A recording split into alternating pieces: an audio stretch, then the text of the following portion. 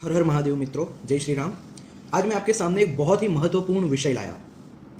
आप लोगों को पता होगा कि जब कृष्ण द्वारका चले गए तो गोपियाँ उनके विरह में बहुत रोती थी। वो उनकी इतनी सच्ची भक्त थी, इतनी महाभाव अवस्था में स्थित रहती थी कि उन्हें और कुछ सोचता ही नहीं था, बस विरह भाव में, वियोग में कृष्ण के लिए रोती रहती थी। तो कृष्ण ने अपने जो प्रिय मित्र है उद्धव जी, उनसे कहा कि आप जाओ और उन गोपियों को ब्रह्म विद्या का ज्ञान दो, उनका जो विरह है वो शांत करो। और ये जो विषय है वो इसलिए भी इतना इंपॉर्टेंट है क्योंकि आजकल लोग भक्ति के नाम पे लोगों को उल्टी सीधी शिक्षाएं दे रहे हैं कि भगवान चाहते हैं तुम लोग रोते रहो, भगवान चाहते हैं कि बस मंदिर में आया जाया करो, चैंटिंग करते रहो, उनके लिए रोते रहो, ऐसा भगवान चाहते हैं और रोने से ही तुम्हें मुक्ति मिलेगी। न जाने क्या क्या लोगों को आजकल पढ़ाया जाता है क्योंकि उसमें ही उनका बिजनेस है। जब तक आपको डराएंगे नहीं, रुलाएंगे नहीं, तब तक बिजनेस कैसे चल सकता है? धर्म का चल सकता है क्या? नहीं, बिल्कुल नहीं चल सकता। लेकिन आज जो मैं ये वीडियो में दिखाने जा रहा हूं उससे आपको पता चल जाएगा वास्तव में भगवान क्या है, क्या कहना चाहते हैं। वो अपने भक्तों को रोता क्यों नहीं देख सकते। उपनिषदों का ही ज्ञान पुराणों में इस तरह से समझाया जाता है जो आज मैं आप लोगों को दिखाऊंगा कि कैसे भक्ति की भी परा अवस्था जो है वो अद्वैत पे ही जाके रुकती है। भक्ति का लक्ष्य भी इसी अद्वैत, केवल अद्वैत रियलाइजेशन को प्राप्त करना है। अहम ब्रह्मस्मि तक भक्ति के मार्ग से हम कैसे पहुंच सकते हैं, कैसे द्वैत भाव पे अद्वैत भाव की ही विजय होती है अंत में।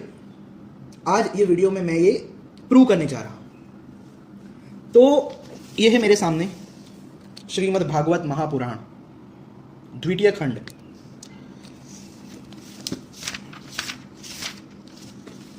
उसका 47वां अध्याय कि उद्धव तथा गोपियों की बातचीत और भ्रमर गीत। तो कृष्ण ने जो संदेश भेजा था उद्धव जी के साथ कि आप लोग गोपियों को ये संदेश मेरा देना और इस तरह से उन्हें समझाना, मैं डायरेक्टली उस पर आ रहा हूं। श्री कृष्ण ने, ये उद्धव जी कह रहे हैं, मैं अपने स्वामी का गुप्त काम करने वाला दूत हूं। तुम्हारे प्रियतम भगवान श्री कृष्ण ने तुम लोगों को परम सुख देने के लिए यह प्रिय संदेश भेजा है। कल्याणियों, वही लेकर मैं तुम लोगों के पास आया हूं, अब उसे सुनो। भगवान श्री कृष्ण ने कहा है, मैं सबका उपादान कारण होने से सबका आत्मा हूं। सबसे पहली बात कि भगवान कोई अन्य नहीं है, वो हमारी आत्मा है। इसलिए उपनिषद हमेशा कहते हैं कि आत्मा ही परम तत्व है, आत्मा से ही सब कुछ है, सब में अनुगत हूं, इसलिए मुझसे कभी भी तुम्हारा वियोग नहीं हो सकता।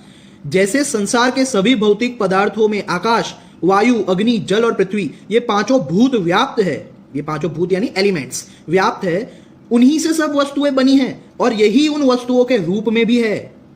वैसे ही मैं मन, प्राण, पंचभूत, इंद्रिय और उनके विषयों का आश्रय हूं। वे मुझ में हैं, मैं उनमें हूं, और सच पूछो तो मैं ही उनके रूप में प्रकट हो रहा हूं। मैं ही अपनी माया के द्वारा भूत, इंद्रिय और उनके विषयों के रूप में होकर उनका आश्रय बन जाता हूं तथा स्वयं निमित्त भी बनकर अपने आप को ही रचता हूं, पालता हूं और समेट लेता हूं। ये कितना इंपॉर्टेंट श्लोक है, कितना अद्वैतवाद को दर्शाता है। जैसे कि मैंने कहा था कि उपनिषदों में जिस अद्वैतवाद को प्रतिपादित किया है, इन पुराणों में, इन कहानियों के माध्यम से इसी अद्वैतवाद को समझाने की कोशिश की है। उपनिषद प्योरली फिलोसॉफिकल है, उसमें कहानियां नहीं है, उसमें सिर्फ साइंटिफिक बातें हैं। इसलिए काफी लोगों को बहुत बोर लगता है, ऐसे भी लोग हैं जिसको बोरिंग लगता है, लोगों को कहानियों में ज्यादा इंटरेस्ट है। तो इसीलिए स्पेशली कलयुग के लोगों के लिए व्यास जी ने पुराणों का निर्माण किया और पुराणों में बहुत सारी सिंबॉलिक कहानियां लिख दी।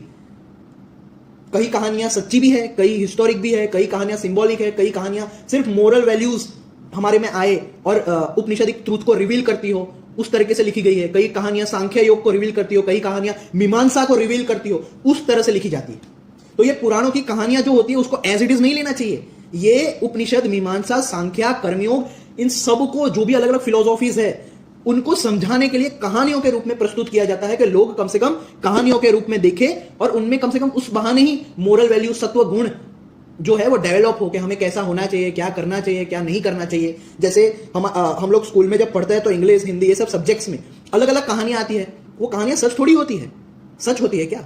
लेकिन टीचर लोग और हमारे जो एजुकेशन सिस्टम क्या चाहता है कि इन कहानियों का पढ़ो, समझो और उसमें से जो रियलिटी है, उसको जो एसेंस है, जो सार है, उसको अपने जीवन में उतारो, उससे सीखो कुछ। तो पुराण भी वैसे ही लिखी जाती है। पुराणों को उपनिषद पढ़े बिना नहीं समझ सकते और अद्वैत समझे बिना तो बिल्कुल नहीं समझ सकते। पुराणों को समझने के लिए सांख्य योग और अद्वैत यानी उपनिषद दोनों समझ में आनी चाहिए, तब आप पुराण की सिंबॉलिक बातें समझ सकते हो। अभी यहां पे कृष्ण जो है वो परमात्मा का लक्ष्य यानी हमारा जो एसेंस है, हमारा जो ब्रह्म भाव है, हमारी जो आत्मा है, उसको लक्ष्य करके उसको कृष्ण के नाम से समझाया गया है कि आप जिस भी इष्ट देवता को मानते हो, जिस भी भगवान को मानते हो, वो आपको ये नहीं कहता कि आप रोवो, आप उनके लिए वो करो ये करो, लेकिन अद्वैत भाव में स्थित हो जाओ। आप ये समझो कि वो सब कुछ है। जैसे यहां पे कृष्ण वही कह रहे हैं कि वियोग हो ही नहीं सकता, तुम मुझसे अलग हो ही नहीं सकते, क्योंकि मैं तो तुम्हारा आत्मा हूं। जब मैं आत्मा हूं तो तुम मुझसे अलग कैसे हो सकते हो। जैसे और एग्जाम्पल भी कैसा दिया है उन्होंने कि जैसे ये सब कुछ पंच महाभूतों से ही बना है, 5 एलिमेंट से ही ये सब कुछ जो भी आपको दिख रहा है वो सब 5 एलिमेंट से बना है, ये आप जानते हैं। और हर एक एलिमेंट के अंदर भी व्याप्त होता है, ये भी आपको पता होगा, ये तो बेसिक साइंस है। और ये 5 एलिमेंट्स ही इन वस्तुओं के रूप में होते हैं। भगवान कह रहे हैं, कृष्ण कह रहे हैं, यहां पे कृष्ण यानी आत्मा से लेना चाहिए। आत्मा ही मन, प्राण, पंचभूत, इंद्रिय और उनके विषयों का आश्रय है। वे मुझ में है यानी आत्मा में ही ये सब है, मैं उनमें हूं, उनमें ही आत्मा है। जैसे मैंने कहा था, मैं हमेशा कहता हूं कि आत्मा स्पेस की तरह व्यापक है। जैसे ये सब कुछ स्पेस के अंदर एग्जिस्ट करता है और जो भी कोई पदार्थ है उसके अंदर भी स्पेस एग्जिस्ट करती है, वैसे ही आत्मा के अंदर सब है और सबके अंदर आत्मा है, मैं उनमें हूं। और सच पूछो तो मैं ही उनके रूप में हूं। मतलब ये फर्क भी निकाल दो कि वो मुझ में है, मैं उनमें हूं। अरे मैं ही, वो जो भी है वो भी मैं ही हूं, मैं ही उनके रूप में प्रकट हो रहा हूं। मैं ही अपनी माया के द्वारा भूत, इंद्रिय और उनके विषयों के रूप में होकर उनका आश्रय बन जाता हूं तथा स्वयं निमित्त भी बनकर अपने आप को ही रचता हूं, पालता हूं और समेट लेता हूं। देखो कितना अद्वैतवाद, इसमें केवल अद्वैत की चर्चा है कि सब कुछ वो ही बन जाते हैं, खुद से ही उत्पन्न होकर खुद को ही पालते हैं, खुद को ही फिर अपने आप में समेट लेते हैं, है ना। एकदम मेटाफिजिक्स, उपनिषदों की बातें। आत्मा माया और माया के कर्मों से पृथक है। वह विशुद्ध ज्ञान स्वरूप जड़ प्रकृति, उनके अनेक जीव तथा अपने ही अवांतर भेदों से रहित तथा और सर्वथा शुद्ध है। कृष्ण ने साफ कर दिया कि यहां पे मैं का मतलब वो आत्मा से कह रहे थे। तो यहां पे जो भी कुछ उन्होंने कहा वो आत्मा के व्यू पॉइंट से। तभी यहां पे कहा ना कि आत्मा माया और माया के कर्मों से पृथक है। वह विशुद्ध ज्ञान स्वरूप जड़ प्रकृति, अनेक जीव, देखो यहां भी जीव और आत्मा का भेद दिखा दिया, अनेक जीव तथा अपने ही अवांतर भेदों से रहित सर्वदा शुद्ध है। कोई भी गुण उसका स्पर्श नहीं कर पाते। माया की 3 वृत्तियां हैं, सुषुप्ति, ज्ञान और सुषुप्ति, स्वप्न और जागृत। इनके द्वारा वही अखंड अनंत बोध स्वरूप ज्ञान कभी प्राज्ञ तो कभी तेजस और कभी विश्व रूप से प्रतीत होता है। विश्व रूप, पता है ये जो यहां से जो लाइन है ना, माया की 3 वृत्तियां, सुषुप्ति, स्वप्न और इनके द्वारा वही अखंड, ये इसको समझने के लिए आपको मांडुक्य उपनिषद पढ़नी पड़ेगी, क्योंकि ये मांडुक्य उपनिषद को समझाया गया है। मांडुक्य उपनिषद में पूरी मांडुक्य उपनिषद इस पे ही है कि कैसे आत्मा के 4 पद होते हैं। ये सब कुछ आत्मा ही है, अयम आत्मा ब्रह्म, इससे ही शुरू होता है। फिर आत्मा के 4 पद होते हैं और उसी आत्मा को उसके पद अनुसार प्राज्ञ, तेजस और विश्व रूप, यानी वो आत्मा ही जब सुषुप्ति में होती है तब उसको प्राज्ञ कहते हैं, जब स्वप्न में होती है तो तेजस कहते हैं, और जागृत अवस्था में वो अपने आप को ही इस विश्व के रूप में एक्सपीरियंस करती है, तब उसे विश्व रूप कहते हैं। ये इतना इंटरेस्टिंग टॉपिक है, मांडुक्य उपनिषद पूरी इस पे है। आप मांडुक्य उपनिषद पढ़िए तो आपको ये इतना भाग समझ में आ जाएगा कि कैसे आप ही जागृत अवस्था में इस विश्व के रूप में खुद को एक्सपीरियंस करते हो। आप ही यानी आत्मा ही, आप खुद स्वप्न अवस्था में स्वप्न जगत के रूप में और स्वप्न के जो पदार्थ है उसके रूप में अपने आप को स्वप्न में एक्सपीरियंस जब करते हो तब आपका नाम तेजस होता है। और जब आप अपने आप को सुषुप्ति में एक्सपीरियंस करते हो यानी हिरण्यगर्भ स्टेट में, तब आपका नाम आपको प्राज्ञ अवस्था में कहा जाता है। और जब आप तुरीय अवस्था में रहते हो, जो आत्मा की वास्तविक अवस्था है, तब आप निर्गुण, निराकार, निर्विशेष, सर्वव्यापक अवस्था में स्थित रहते हो, without any identification with any 3 of the bodies. मैंने कहा था ना 3 शरीर होते हैं। सुषुप्ति कैसे एक्सपीरियंस करती है, किस शरीर से? स्थूल शरीर से। स्वप्न सूक्ष्म शरीर से। ये गलती हो गई। सुषुप्ति जो है वो हम अपने कारण शरीर से, इसलिए उसको हिरण्यगर्भ कहते हैं। फिर स्वप्न जो है वो हमारे सूक्ष्म शरीर से, और जागृत जो है वो हमारे स्थूल शरीर से हम एक्सपीरियंस करते हैं। तो ये बात इतनी सी समझने के लिए आपको मांडुक्य उपनिषद पढ़ने के कैसे एक आत्मा ही, सर्वव्यापक आत्मा ही विश्व रूप में प्रतीत होती है, फिर स्वप्न जगत के रूप में और सुषुप्ति जगत के रूप में प्रतीत होती है, जब हम उस बॉडी के लेवल से एक्सपीरियंस कर रहे होते हैं तब। अब यहां पे ये भी समझाने की कोशिश तो की है। देखो, मनुष्य को चाहिए कि वह समझे कि स्वप्न में दिखने वाले पदार्थों के समान ही जागृत अवस्था में इंद्रियों के विषय भी प्रतीत हो रहे हैं, वे मिथ्या है।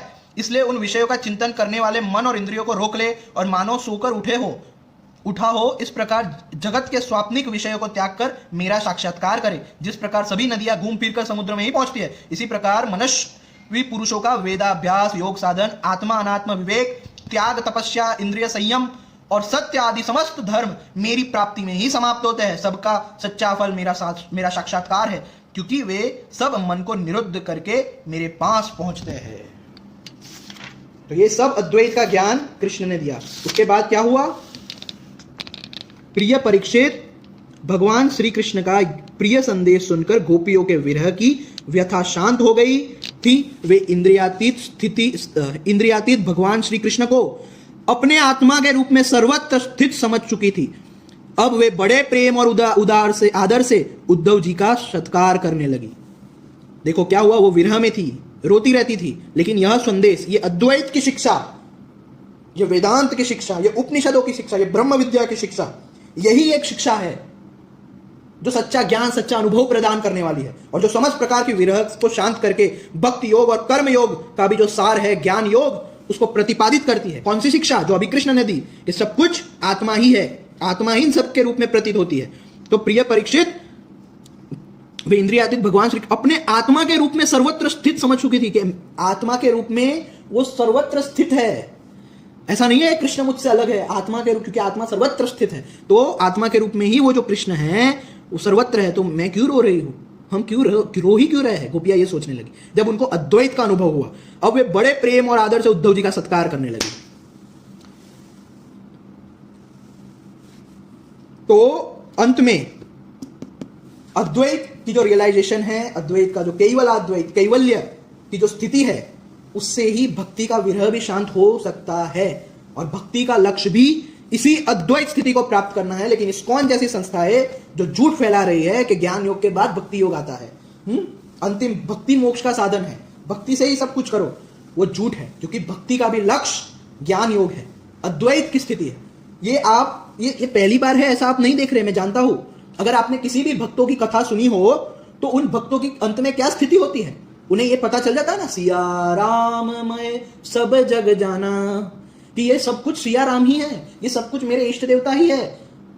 ये अद्वैत का रियलाइजेशन तो सारे भक्तों को हुआ है या नहीं? अंत में ज्ञान योग ही पर ही आते हैं ना सब, कि ये सब कुछ एक ही तत्व है, इष्ट देव ही हमारे ये सब कुछ है, ये भक्ति में। और ज्ञान योग में तो पहले से ही आत्मा को स्वीकार कर लेते हैं। तो ज्ञान योग में क्या अनुभव होता है कि ये सब कुछ मैं ही हूं, ये जो भी कुछ प्रतीत हो रहा है ये सब कुछ मैं खुद ही बन गया हूं, मेरी ही प्रतीति मात्र है, ये ज्ञान योग में। और भक्ति योग में कि ये सब कुछ मेरे इष्ट देवता ही है। तो दोनों रियलाइजेशन में अद्वैत ही अंतिम लक्ष्य है, केवल अद्वैत, कि एक ही तत्व एग्जिस्ट करता है, दो तत्व, द्वैत है ही नहीं।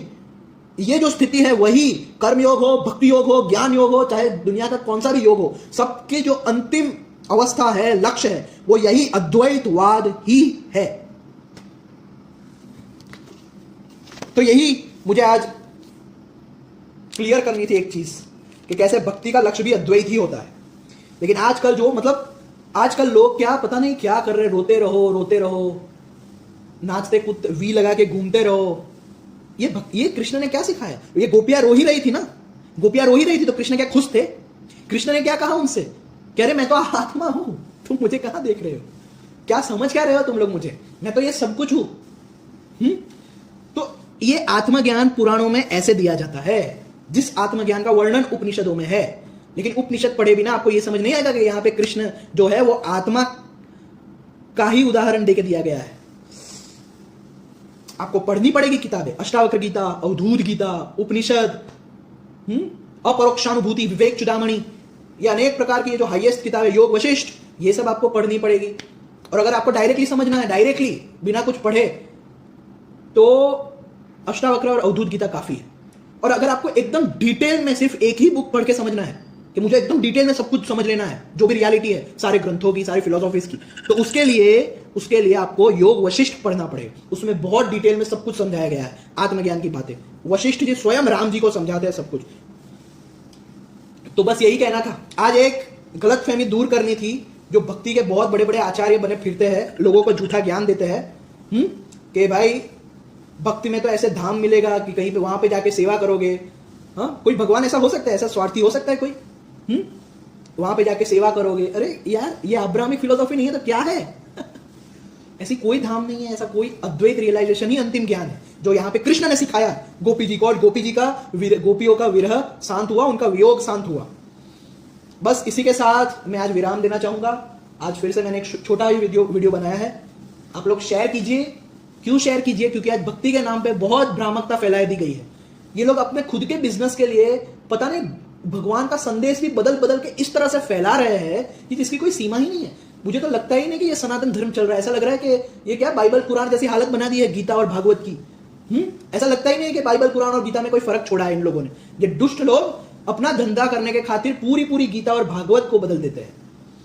आज सनातन धर्म का जो नाश हो रहा है ये देख के बहुत दुख होता है, लेकिन फिर याद आता है कि कलयुग है। कलयुग है तो ऐसा होना ही था। तो आज आपने देख लिया कि वास्तव में ज्ञान क्या है, भगवान भी क्या चाहते हैं। अगर आत्मा के रूप से नहीं देखो तो कम से कम भगवान खुद कह रहे हैं, वो जान के समझ लो कि भगवान तुमसे क्या कह रहे हैं कि तुम मुझे ही, मतलब अपने इष्ट देवता को ही सब रूपों में देखो कि वो खुद ही है ये सब कुछ बने हुए। कोई इष्ट देवता तुम्हारे ऊपर नहीं बैठे गोलोक में या वैकुंठ में, तुम्हारी राह देख रहे हैं कि तुम आके उनकी सेवा करो ऊपर जाके। चलो इसी के साथ मैं विराम देता हूं। हर हर महादेव, जय श्री राम।